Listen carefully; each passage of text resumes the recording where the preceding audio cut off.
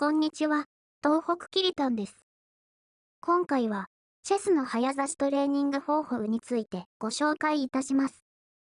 チェスで、早指しのゲームといえば、持ち時間1分のブレッドや、持ち時間3分のゲームなども早指しのゲームになります。はじめに言っておくと、私は早指しのゲームが苦手ですが、実際にやってみて、良い効果を感じたトレーニング方法を2つご紹介いたします。1つ目は、時間の負荷をかけるです。例えば、追加時間なし、持ち時間3分のゲームでは、考える時間が足りないと感じるならば、半分の時間、1分30秒のゲームを行い、早指しの感覚に慣れていきます。3分で時間が足りないのに、1分30秒なんて無理。と思われるかもしれませんが、これは、時間の負荷をかけるトレーニングですので、トレーニングだと思ってやってください。トレーニングで行うゲームは、リーチェスのサイトで、コンピューターの AI と対戦するのがおすすめです。コンピューター相手なら、気兼ねなくトレーニングできます。コンピューター相手に、持ち時間1分30秒のゲームを5回行った後、持ち時間3分のゲームをやってみてください。おそらく、以前より3分の持ち時間が長く感じられるはずです。個人差はあると思いますが、短い時間のゲームでトレーニングすることにより、そのトレーニングより長い時間でのゲームで考えるゆとりが出ることでしょう。持ち時間が1分ならば、半分の30秒でトレーニングします。30秒ではまともにさせないかもしれませんが、これは短い時間になれるためのトレーニングです。リーチェスでは、持ち時間15秒のゲームもできますので、持ち時間30秒になれるために、持ち時間15秒のゲームでトレーニングすることも可能です。トレーニング方法の2つ目は、1つのテーマを決めて行うです。例えば、防御を第一に考えて、持ち時間1分のゲームを行うなど、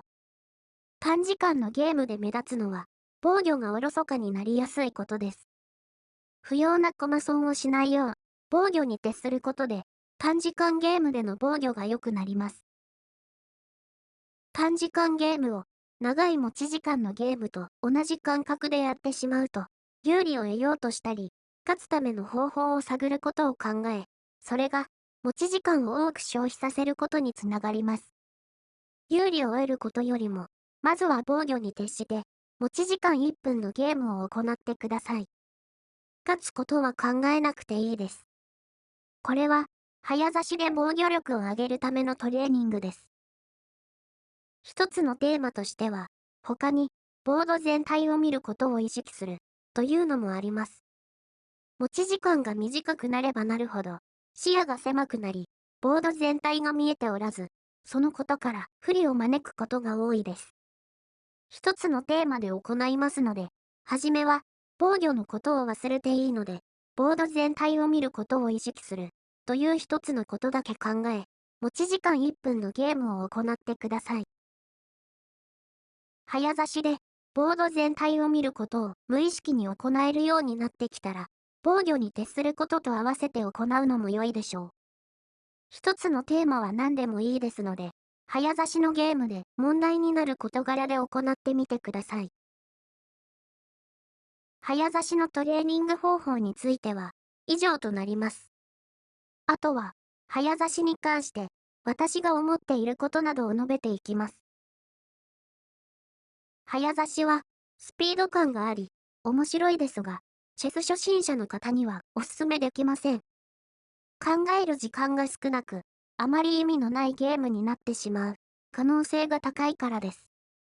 初心者の方は、持ち時間15分以上のゲームや、持ち時間が日数単位の通信チェスをする方が上達に役立ちます。